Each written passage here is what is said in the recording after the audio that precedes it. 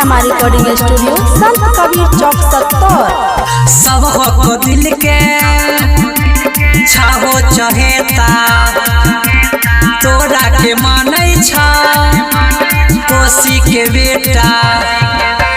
सब को दिल के छाहो चहेता तोरा के मानै सब कोसी के बेटा। लोग सब मधेपुरा में के काटै घरे घर। हैप्पी बर्थडे गौतम भैया खुशा रहबा जिंदगी भर।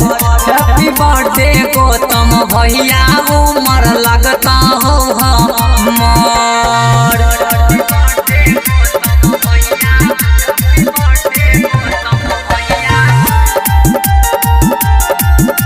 महादेव की म्यूजिक प्रेजेंट।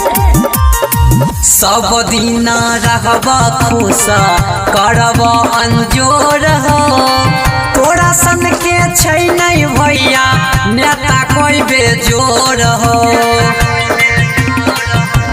हे हो सब दिन रहब खुश करब अंजोर हो।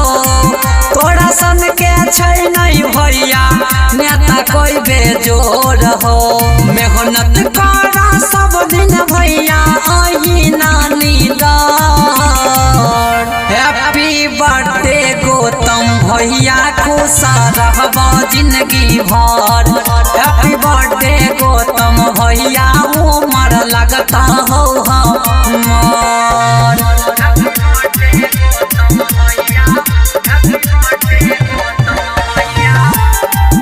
हमारी रिकॉर्डिंग स्टूडियो संत कबीर चौक 70।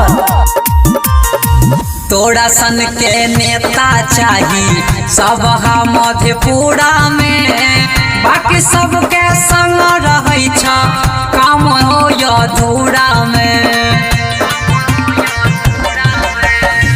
तोरा जैसन नेता चाही सब मधेपुरा में। बाकी सबके संग रहै छ काम हो अधूरा में।